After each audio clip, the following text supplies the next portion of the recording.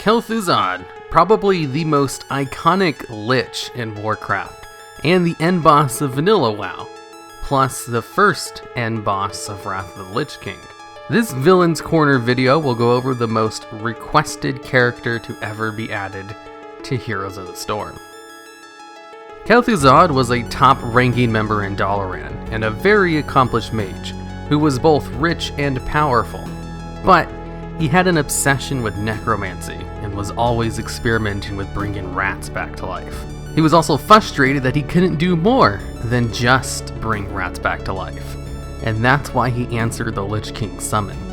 You see, at this time, the Lich King was just Ner'zhul bound to the armor at the Frozen Throne, and he was tasked with building an undead army. So he sent out a psychic message to anyone who was in tune with the dark arts to come to Northrend and meet with him if they wanted to learn more, which was perfect for Kel'Thuzad, whose life goal was to learn more about necromancy. It just so happened that also around the same time, the Kirin Tor found out about his experiments with bringing rats back to life and told him to cut it out. So instead, he just sold all of his stuff and decided to head north. When he reached Northrend, he came across Nerubians, who were very obviously undead, which greatly excited him. He had a hard enough time bringing rodents back to life, and he was one of the top mages in Dalaran. And then here we have these giant bug creatures who could move and think on their own, walking about in service to the Lich King. Kel'Thuzad then eventually met with Anub'arak, the leader of the Nerubians, and was given a nice little tour of Naxxramas, since they had been expecting some new recruits to show up. While inside Naxxramas, Kel'Thuzad was shown the plague for the first time, the stuff that would kill people and then turn them undead and loyal to the Lich King, and saw it used on a sick woman who immediately killed and ate her husband after turning into a zombie. The sight of this freaked Kel'Thuzad out so much that he teleported out of Naxxramas to throw up. Of course, he was followed outside, and after getting over the initial shock, he decided that he was kinda into it, and decided to meet up with the Lich King anyway. So Kel'Thuzad was brought before the Lich King and sworn to work for him and do whatever. And the Lich King was like, alright, sounds good. Don't ever betray me though. And then gave him the power he wanted, plus sent him out on a mission to create the Cult of the Damned, and to infect the kingdom of Lordaeron with the plague. So Kel'Thuzad went back to Lordaeron and tried his best to convert the people of the land into his new death cult that was all about destroying all life on Azeroth in return for immortality. And Kel'Thuzad had a much easier time than he thought he would finding followers. So for the next few years, he went around recruiting people and preparing the plague. Finally, once the Lich King thought Kel'Thuzad had enough followers, he gave them the plague to be set in cultist-controlled villages and to unleash it on the population. This chemical warfare of poisoning people to death who would then immediately be rezzed in service to the Lich King also worked surprisingly well, and there was a huge outbreak of undead everywhere thanks to Kel'Thuzad. And then this is where Arthas enters the picture. You see, on one of Kel'Thuzad's outings of spreading the plague, he was caught by Arthas and Jaina and ran away. But Arthas chased him down and killed him, but not before Kel'Thuzad could tell him about the impending tragedy that would befall Stratholme. So Arthas went out and did his thing. More info on this time period will be explained in the Arthas video, but suffice to say, Arthas went out, obtained the Frostmourne, became part of the Lich King, came back to his hometown, caused a bunch of mayhem, and finally went out in search for Kel'Thuzad's body. Once he was found, Kel'Thuzad told Arthas that the Dreadlords he was working with were not to be trusted, and his real mission was to help free Ner'zhul from the Legion. But first, he'd need his body back. So Arthas went out and waged war with Silvermoon City, and killed about 90% of the High Elven population, all to use the Sunwell to bring Kel'Thuzad back to life. This was probably one of the single most important events to the lore of the Blood Elves in Sylvanas, but it's just kind of a footnote for Kel'Thuzad. After being brought back to life, he told Arthas the whole plan. Basically, the The Lich King Ner'zhul was in service to the Burning Legion, and the whole thing with the Scourge was just to weaken the world before the Burning Legion could launch an invasion. Since he succeeded in his first part, it was time for him to go into part 2 of summoning the Legion. But surprise, surprise, all of this was actually just a clever ruse by Ner'zhul to free himself from the Legion's control. You see, Ner'zhul pretended to help the Legion so that the Legion would slowly, over time, give him more and more control and freedom. And once he was sufficiently self-sufficient and no longer being watched over by the Dreadlords, he planned to rebel and take his freedom back. And Kel'Thuzad was all about helping him do this, like to a fanatical degree, as he was basically the guy who did all of the legwork for the Lich King. So part 2 of his plan was to go to Dalaran with Arthas and steal the Book of Medivh, which would allow them to summon Archimonde into the world. And during this invasion on Dalaran, Arthas managed to kill Antonidas, the leader of the mages of Dalaran, and Jaina's teacher. Pretty important dude, but then again, that's kind of Arthas' deal, killing a crap ton of important lore characters. After a successful invasion of Dalaran, Kel'Thuzad got the Book of Medivh and summoned Archimonde into the world. Archimonde then destroyed the city of Dalaran and gave control of the Scourge to the Dreadlords. With this, it was time to enact the final part of the Lich King's plan. With the demons focused on their conquest of the world, and the unstoppable Scourge army now in control of the Legion as well, the Legion was finally turning a blind eye to the Lich King, which is what he needed in order to free himself and become self-sufficient.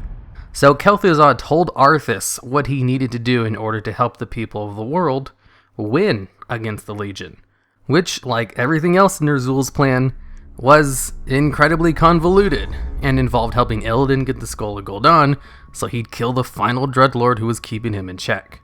While Arthas went out and did his thing, Kel'Thuzad just waited for him to return in Lordaeron with the Banshee Sylvanas.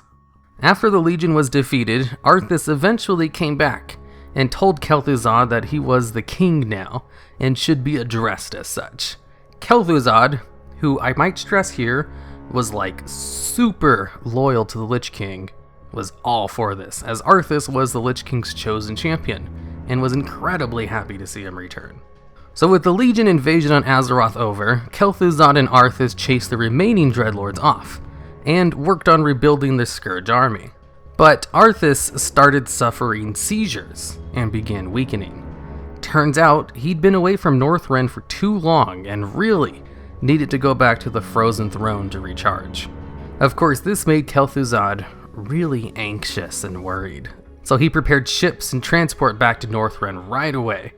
But during this time, the Dreadlords came back and ambushed them, and in the ambush separated Arthas from Kel'Thuzad. Kel'Thuzad then told Arthas to meet up in the forests and to escape the city, and worked on freeing himself from the city as well.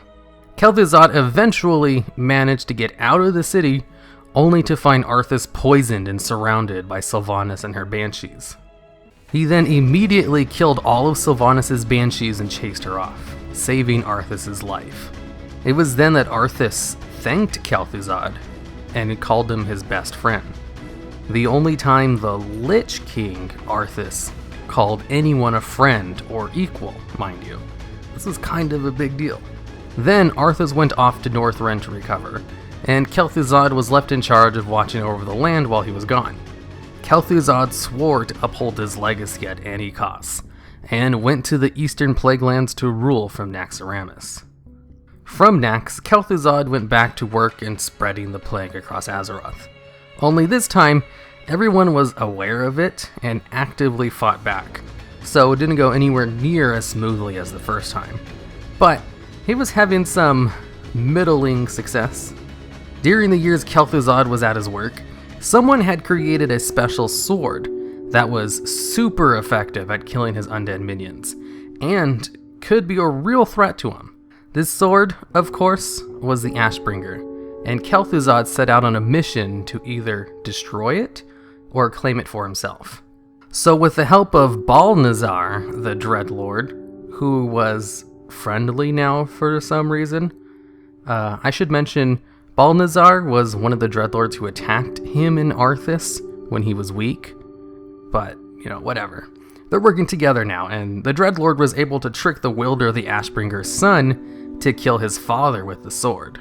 Since the sword is an embodiment of holy light, being used in such an evil manner corrupted the sword and turned it into the corrupted Ashbringer.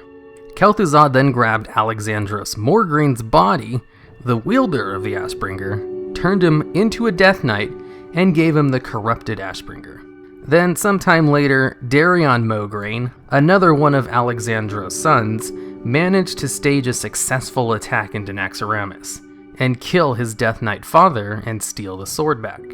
Kel'Thuzad then launched an attack on Lighthope's chapel, where Darion was located with the Ashbringer, when Darion plunged the sword into his heart, killing himself, releasing the captured soul of his father, and causing a massive explosion that killed all of the lesser undeads in the area, immediately stopping the invasion. After the battle was over and the dust settled, Kel'Thuzad went in and turned Darion into a Death Knight, and gave him the corrupted Ashbringer. With a powerful item like the Ashbringer in his control, he then set out to collect the pieces of AITESH, the legendary staff that Medivh used.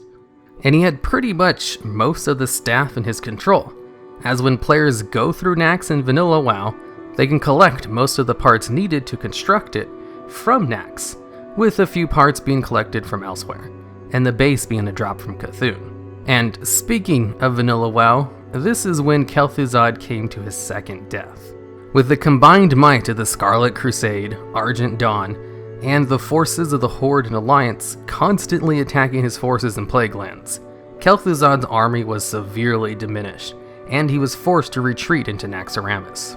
Players then managed to break through the defenses of Naxx and launched a successful attack on Kel'Thuzad, who ended up being the final boss of Classic WoW, killing him and obtaining his phylactery. Now, what makes Liches so powerful is the fact that they're basically immortal.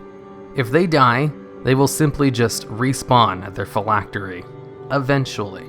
So any good Lich will hide their phylactery somewhere safe, where no one could find it. But Kel'Thuzad carried his in his pocket for some reason. But luckily, one of Kel'Thuzad's followers had managed to infiltrate the Argent Dawn, and tricks players into giving him the phylactery, which he then promptly runs off to Northrend and allows Kel'Thuzad to reform. After reforming, Kel'Thuzad started helping out the Lich King in Northrend, and is seen in the Boran Tundra preparing some undead troops. He was also given control of Naxxramas once again, only this time in Dragonblight. And this time, the Horde and Alliance, lore-wise, were a lot more organized and powerful, and managed to sweep through Naxxramas once again, killing Kel'Thuzad for a third time. And this time, he didn't actually carry his phylactery on him. So, technically, lore-wise, Kel'Thuzad is still alive somewhere. Until information on his phylactery is found, he's basically assumed alive and in hiding somewhere, and could be reintroduced in the future. Okay, and that's it for the Villain's Corner segment on Kel'Thuzad. Kel'Thuzad is a very popular villain because he is very closely involved in the most popular villain in Warcraft, the Lich King. And if it wasn't for Kel'Thuzad being super successful in almost all of his plans, the Lich King probably wouldn't have ever freed himself from the Legion. Kel'Thuzad is probably one of the most successful villains in lore, with how much he accomplished, despite being killed 2 times in 2 raids in-game. If you have any suggestions for other villains to be covered, let me know in the comments. This particular villain was voted on by my Patreons, and I'll most likely use Patreon to vote on other ones in the future. Also, again, big thanks for Rachel for doing the drawings for this video. If you like this one, watch the one on Yogg-Saron as well, which I'll link at the end of this video right now.